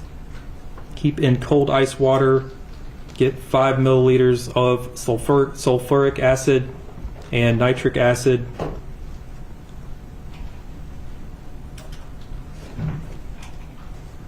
Five milliliters of each to get 10 milliliters total. Then put 1 milliliter of glycerin in with the 10 milliliters. Keep in cold ice water for 30 minutes. Then pour all that 11 milliliters into a different beaker. Don't pour out the nitroglycerin at the bottom. Then add sodium bicarbonate to the rest of the nitroglycerin. Leave some water with the nitroglycerin when pouring it out. Then, with a dropper, take out the nitroglycerin and keep a dark space, no light area, so it does not explode, in a dark container. Dynamite, 40% nitroglycerin, 60% diatomaceous earth, 40 ratio 40 .60 ratio. 40 is the nitroglycerin, the 60 is the diatomaceous earth. And again, what did you take that to appear to you as? It appears to be instructions on how to make an explosive.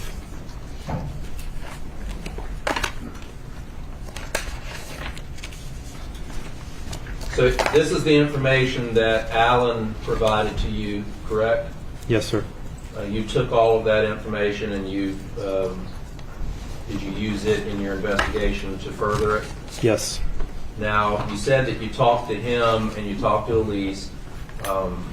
Did they kind of give you a description of how Austin behaved at that time and around that time? Yes. What was their kind of generalized description to you? That he did well in school, made good grades, went to school, went to church, gave them no real concerns. Did they provide you any information about their family that when you began to question them about the home life that stood out to you as maybe something that potentially could have affected any of, been a cause for any concern in the defendant? Yes, they mentioned that Alan and Elise were going to be separated. Okay. Their marriage was going to be separated. Did they tell you, though, that they had discussed this and everything seemed okay in the family about it? Yes, they mentioned they discussed it with the boys. They had mentioned there would be a joint custody situation, and they had discussed that with the boys.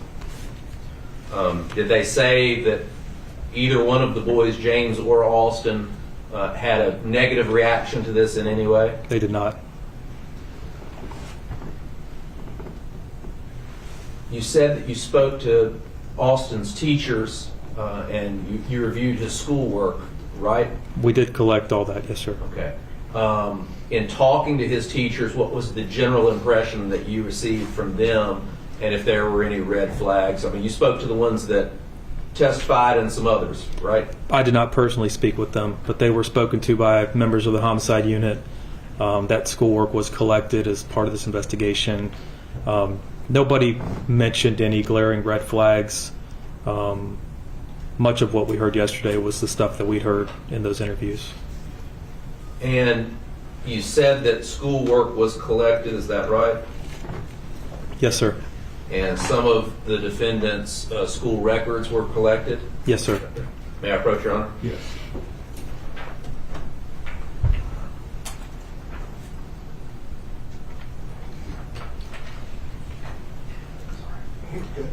I'm going to show you State's Exhibit 20. If you will look at that, is that one of the school items that you collected or that was collected in your investigation? Yes, it is. And tell us what that appears to be. This is a document from Power School for Knightdale High School for the year 2022-2023. This is Austin Thompson's GPA and rank within that school. Your Honor, the State would move to introduce State's Exhibit 20. Any objection? No objection, Your Honor. Admitted.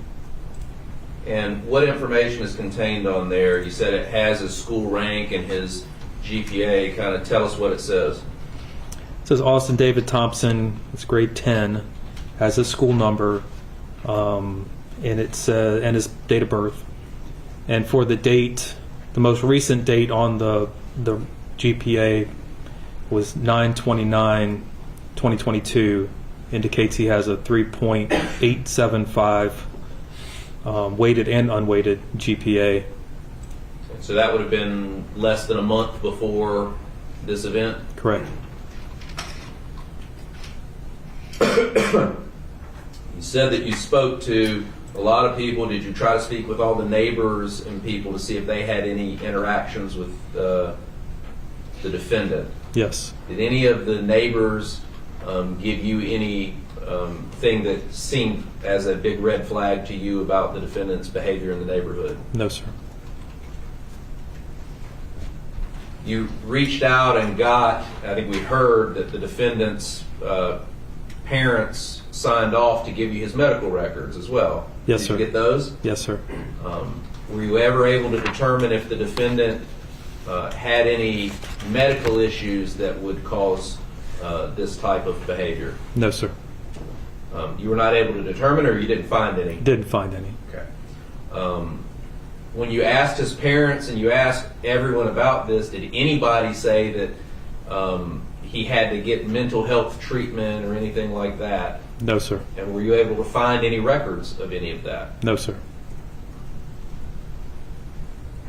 You said that you reached out and tried to speak to his friends. Tell us a little bit about that and what you were able to learn. Well, if we were speaking to a teacher, the teacher may tell us, a couple of children that interacted with Austin, and then we would try to talk to them as well. And they would just simply say they knew him, but they didn't know him well. Were you provided any friends from people in the neighborhood that knew Austin well? No. So were you able to locate any real friends to talk to? No, sir. We heard about this online community that he was a part of. Did you make any efforts to try and track down or gain records for people that he would have been interacting with online through the gaming world? We tried, yes, sir. Okay. And why did you do that? Just in an effort to continue to find out if he had been communicating with anybody about this. And again, going back to why did this happen. And through the means that you were able to do or achieve, were you able to find anybody or any information through those areas that shed any light on this for us? No, sir. Did you reach out to other law enforcement to have their resources used? Yes. What agencies were some of those? We reached out to the FBI, BAU unit, to just try to get advice and help in this case. Is that what is the BAU? Behavioral Analysis Unit. Okay. You collected various items from the home that would be digital and from the crime scene where the defendant was captured, correct? Correct. Lots of computers, the PlayStation, and cell phones, right? Yes, sir. Did you guys make efforts to go through and try to discover information on any of those items? Yes, we did. And you're not a cell phone expert, are you? No, sir. Or a computer expert? No, sir. But are you generally familiar with how all of that works?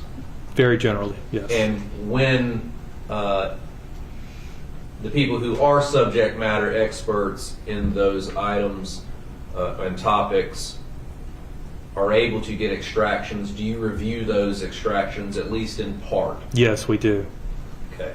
And in this case, were you made aware of cell phone and computer searches that were made on the defendant's devices? Yes, I was. And again, I know you're not the expert in that, and so I want to keep this more general with you, and we'll address it further with another witness. But what types of things were you able to discover when you were looking through the searches that the defendant had performed?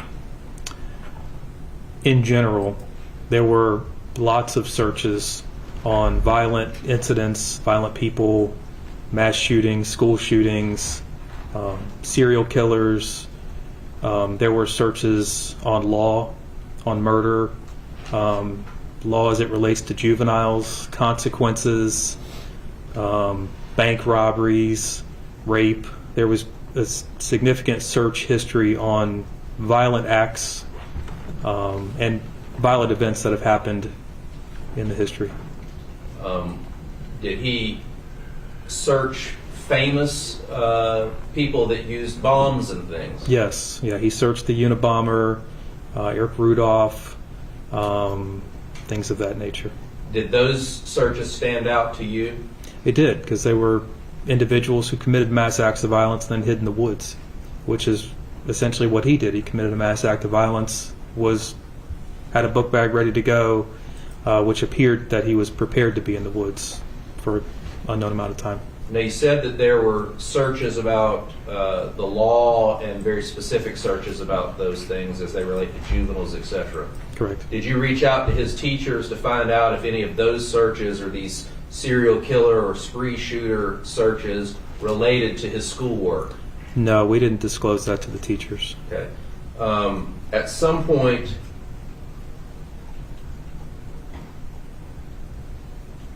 did you talk to his teachers about the types of things that they were doing? Not you, but the investigators. Did y'all talk to them about the types of things that they were doing in the classes? Yes. And in doing that, did any of them express any idea that these are the types of things that the students would have been searching? No, they were not.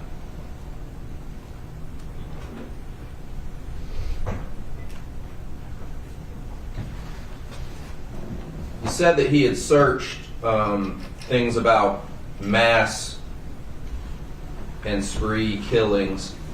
Were there any searches in there that indicated searching for like the youngest or the most killings and things like of those types of topics? Yes, there were.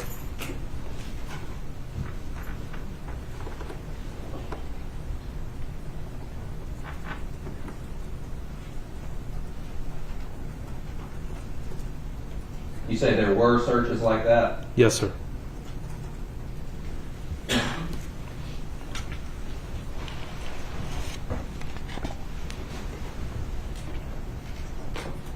Now, you also talked about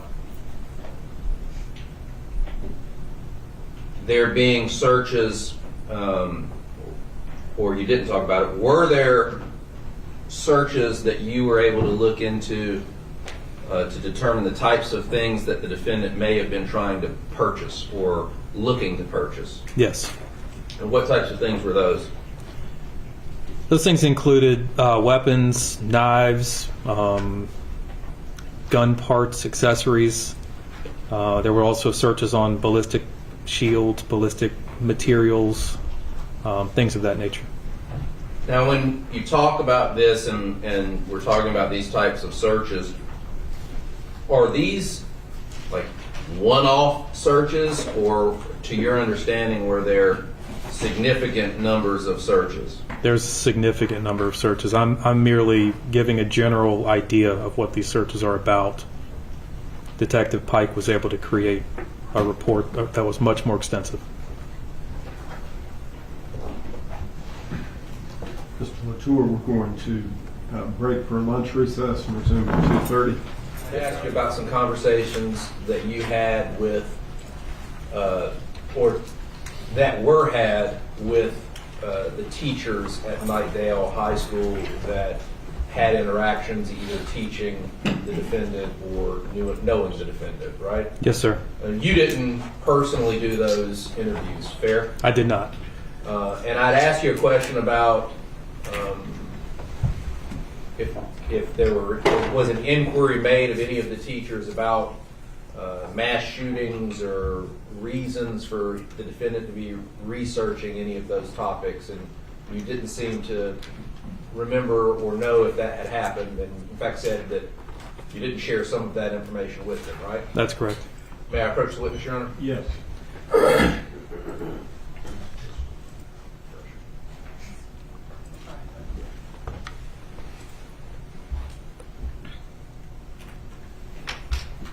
I'm going to show you what I'm marking for identification purposes as State's Exhibit 21.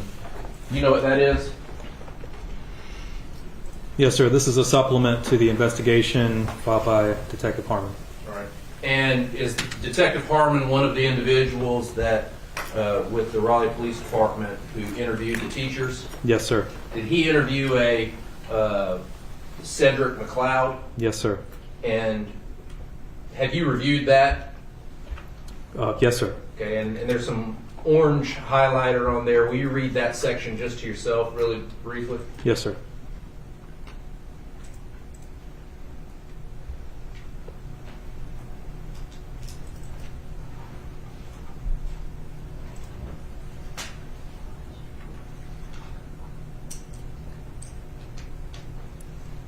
All right. And having reviewed that, do you know if any questions were asked of Mr. McLeod about things that the defendant may have been searching, or if there was any reason for him to research those sorts of topics? Yes, I see where Detective Harmon talked to him about that. And what was the discussion between the two of them according to that supplement? The discussion was the type of class Mr. McLeod taught Austin. That class was a public safety class, which is documented as an overview type of class of all public safety careers to include police, fire, and EMS. And did they say anything about Austin's knowledge of or understanding of police and the criminal justice system? Yes, it's documented that Mr. McLeod said that Austin seemed to know a lot about the subject of criminal justice and law enforcement. Okay. Did he ask him if he had any interest in being a police officer? Yes, the response is unequivocally no. And further on in that conversation, what, if any, discussion was had about research?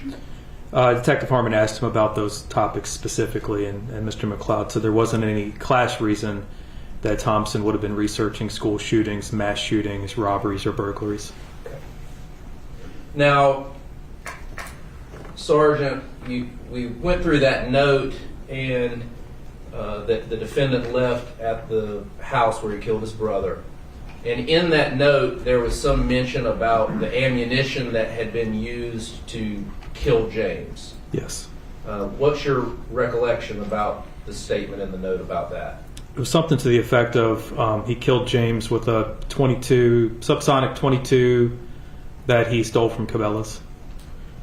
Having that information, did you take any steps to try and locate or determine if you could verify that statement? Yes, much like this, I did not do it personally, but we did have investigators check with the Cabela's about that statement. And did you check? Again, I'll say you, and when I say you, I mean the proverbial you is in the detectives. Did you all check to see if there was video or any way to verify or disprove that happened? We did, yes. And what did you learn as a group from Cabela's? We weren't able to obtain any video, and we learned from Cabela's that ammo is often stolen from the aisles. Okay. They often find empty boxes. And so were they of much help to you at all in determining whether or not Austin did or did not do that? No, sir.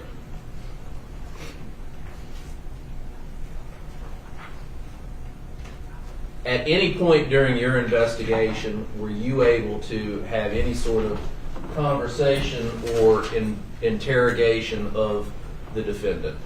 No, did not. And as a result of your investigation and everything that you all learned, did you charge the defendant with the crimes that he pled guilty to? Yes, I did.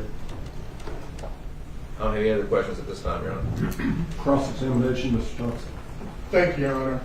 Good afternoon, Detective Tripp, Sergeant Tripp. Good afternoon. All right, good afternoon, sir. Just have a few questions for you. We're probably going to touch on some of the same topics that you just talked about with Mr. Latour here. So whenever this event happened, these calls were coming in. I think almost immediately you had a call from Mr. Poole that Mr. Poole was coming to the police station to give a statement, correct? Correct. And about what time was that? I didn't document the time. It was far after the calls came in. I was at home. I got called in. I came to work. He still wasn't there. So this was several hours after the initial 911 calls. Okay, so several hours after that initial call, but still, Mr. Thompson had not been apprehended at that point. Correct. And you had listened to Mr. Poole when he came in here and testified on the Tuesday, correct? Yes, sir. And you remember your interview, and like you can correct me on this, just like you had to correct Mr. Toward, and if you don't recall, that is also fine. But it seemed like you spoke to him about 30 minutes, 45 minutes, something like that. Something like that. Yes, sir. All right.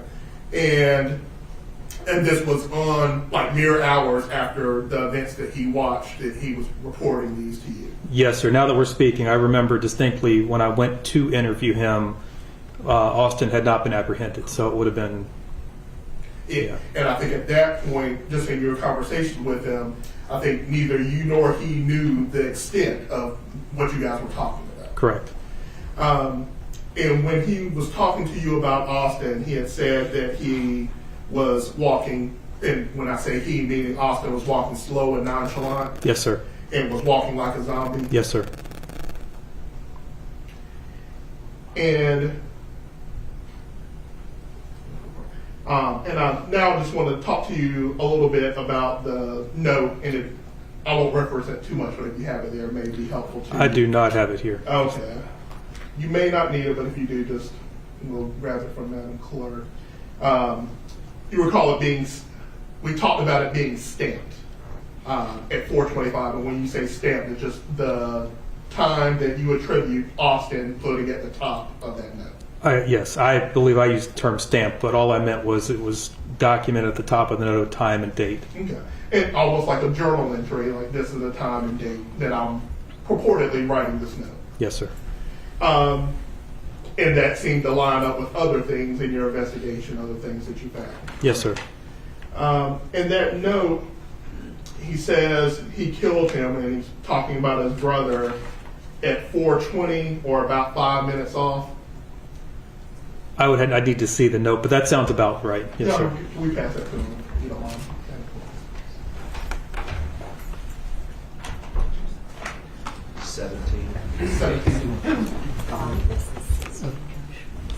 The pictures are 17. I'm the full note.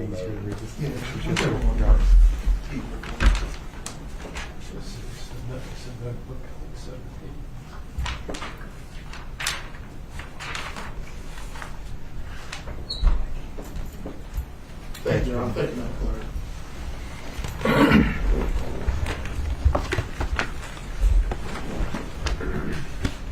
All right. Yes, sir. And you're able to follow along with me now. All right. Yes. Killed him at 4:20, about 5 minutes off, maybe.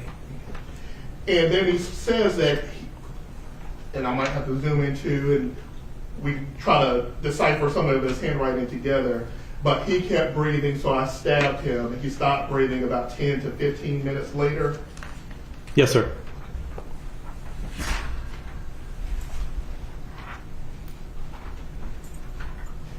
And around that same, I guess a little bit before that line, he said he hates humans and they're destroying the planet Earth.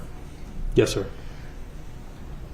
Knowing that you talked to a lot of people and tried to get as many collateral sources that you have for how Austin was feeling and what he was going through and what could have brought this about, you never found anything else that hinted at like any kind of extreme environmentalism or anything like that, correct?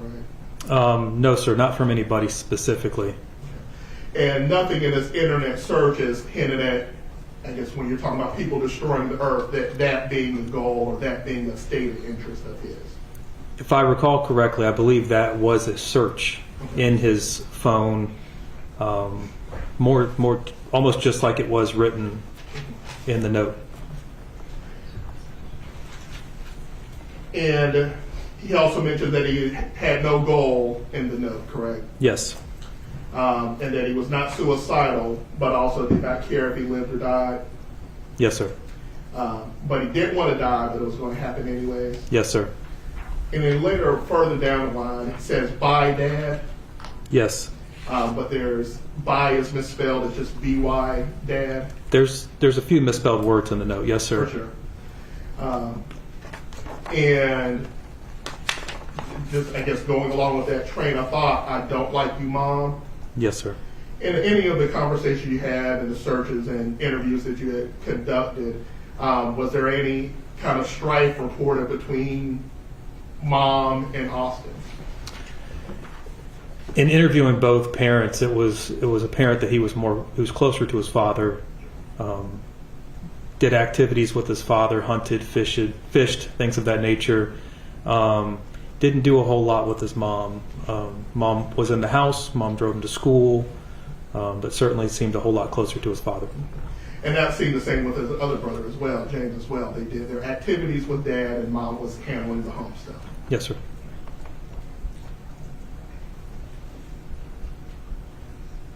And similarly, never had any kind of noted issues with brother, them fighting, them falling out, them having any kind of physical exchanges or anything like that. Not really. There was some damage to the wall in the house that was reported. They were wrestling, but more brotherly wrestling, not in a fit, not trying to hurt each other, just being brothers. Yes, sir. It's nothing out of the ordinary. You say this needs to be documented. This is a clue to what was going on in their relationship. Correct. And Mr. LaTour just asked you about his reported in the notes stealing the ammunition from Cabela's. And you said you did look into that just because, or not just because, but because you mentioned it and see if you could shore that up and put collateral evidence behind that, correct? Right. It was a physical location we could go do some follow-up on, so we did follow up on that portion of the note. And when Mr. Thompson was apprehended, he did have a good amount of cash on him, right? He did, yes.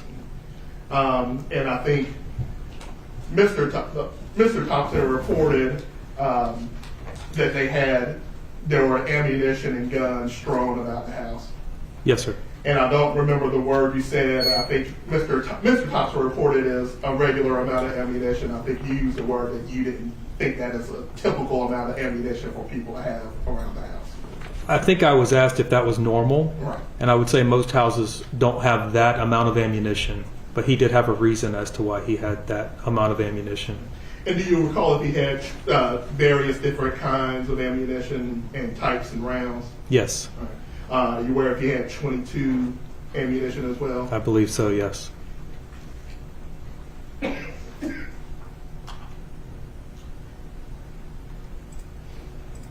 Then right below that part in his note, it's no regrets, and I think you would interpret that to mean regrets. Yes, I have no regrets. It's spelled wrong, but that's how I interpreted it, yes.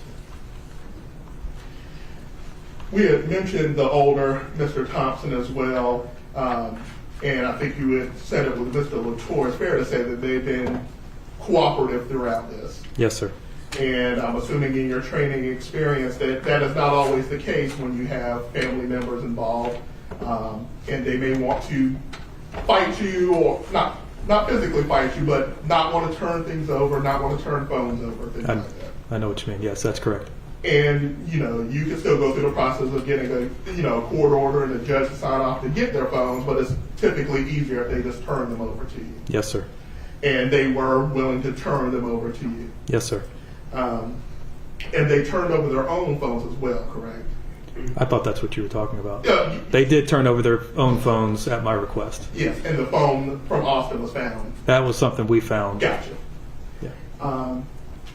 And it's important to go through and make sure there's nothing of evidentiary value on their phones where maybe Austin is talking about something or going through something and they don't report it to you or they don't remember, where you need to be able to see it for yourself, correct? Yes, sir.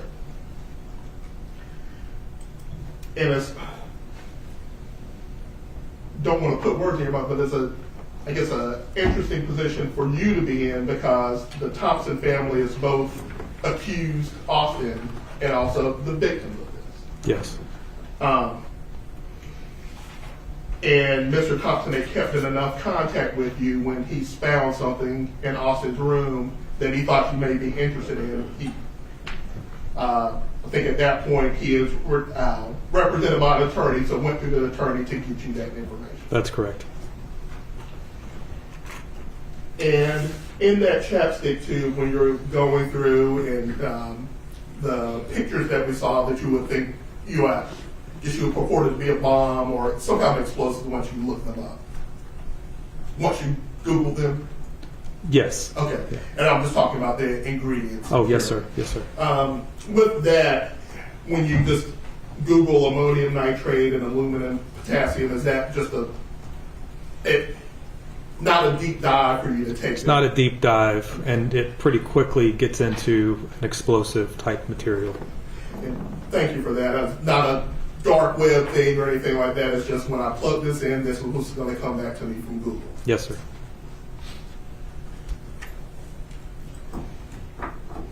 Did want to talk to you some, I think with your experience and the amount of murders that you worked, officers can, with their training and experience, determine what kind of wound someone suffered or what kind of weapon leaves a mark based on, by looking at it. Obviously, you want to do more research to say this is what it was, but you can look at something and know whether it's a shotgun or a small round or a larger caliber round. Is that fair to say? Sometimes, yes, sir. And we had talked to seen the forensic evidence and seen the autopsies of the shotgun slugs that were used throughout this event, correct? Not slugs, there was buckshot. Thank you for that, because Yes, there's different kinds, but the buckshot, I think we've heard a couple of times, shoots out 9 different 9mm bullets, and maybe I'm not a gun guy, maybe getting it wrong, but we saw that kind of damage and destruction that those do, especially to human bodies or flesh. Yes, sir. And Austin suffered one, a self-inflicted shotgun wound as well, correct? Yes, sir. And you were not able to see it. I think the drone was looking at him or looking at him in a short period after, but it's your guys' belief that he shot himself with a shotgun buckshot. Yes, sir. And that caused a severe injury to him. Yes, sir.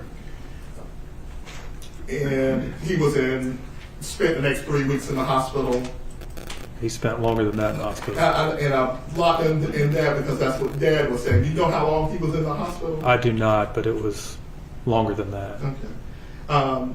And during that, if you recall, was he charged? When was he charged? After he was, I guess, released from the hospital, or was he charged prior to that?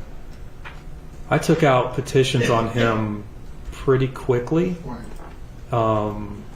He was unconscious, still in the hospital. At some point, I went back and filed additional petitions. Yes, sir. So. And all during this time, he was under the guard of someone from RPD. Yes, sir. There was not an opportunity for him to leave. He wasn't going to be left alone, and he was maybe not aware that he was formally under arrest yet, but he was definitely detained and was not going to be able to go anywhere. Yes, sir. And it was during this time you were reported that Austin was making, I think you said, inappropriate comments and doing finger guns and asking to tase his dad and stuff like that. Those are some of the things officers that were watching him documented. I myself did not watch him at all during that time. Those are things that other people reported. And I think we had kind of started with that with Mr. Latour. You're the lead investigator. I think everything funnels up to you, and that's how you're made aware of it. Yes, sir. And looking at all these videos that enabled you to kind of trace the steps of Austin from his front door into, I guess, the barn where we see the culmination of these events. At least initially, he leaves his home, and I would say fairly immediately starts shooting. Is that fair to say? Yes, sir. It's within the first few seconds of him coming out of that door. Yes, sir. And at least until he gets to the barn where he conceals himself, and I guess going through the woods as well, And when he's walking around the streets of Hedingham, he was in the middle of the street shooting at people. Is that fair to say? I'm not sure I understand the question. Was he ever concealed behind something or shooting at people from behind a car or taking a defensive position in order to attack people? As he's walking through the Hedingham community, no. And you got to the point, I guess, eventually it becomes that where he was concealed in the corner of that barn, but while this initial event is happening until he was pinned down, he was walking down the streets of... Well, he's walking down the streets of Hedingham until he gets on the Greenway. Yes, sir. He follows the Greenway Trail because we know there's 2 more victims on the Greenway Trail. Yeah. Once he crosses that bridge, we believe him to go into the woods. And at that point, he is absolutely not out in the open until he has to. Right. And then he goes right back into the woods. Gotcha. And when he has to is when we see that video. Is that the video of the trailer park? Yes, sir. And at that point in time, were you ever able to see who he was, or were you ever able to communicate to whoever he was talking to when he was saying there's a shooter over there? We did. And did they give you any further information besides that guy said there's a shooter over there? No, and I wasn't somebody I spoke to. I just recall that we made contact with the gentleman whose camera it was, and then also a person who he was speaking to. And at that time, Austin was still armed and still had shotgun shells, but was sitting there communicating with him as opposed to continuing to fire upon these people he's talking to. Correct.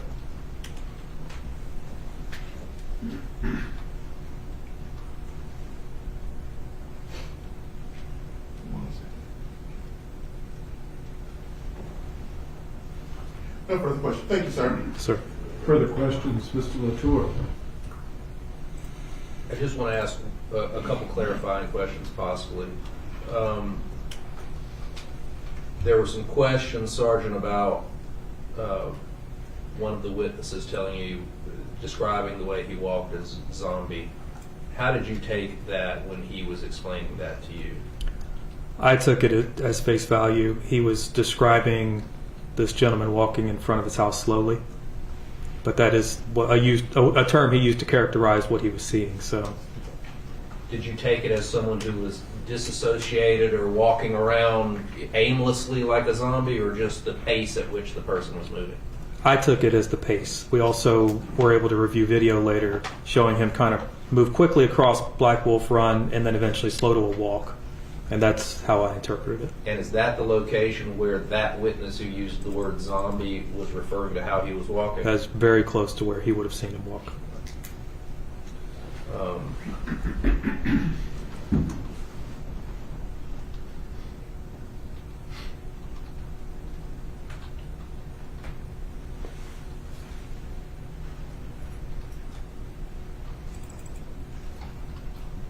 don't have any other questions, Your Honor.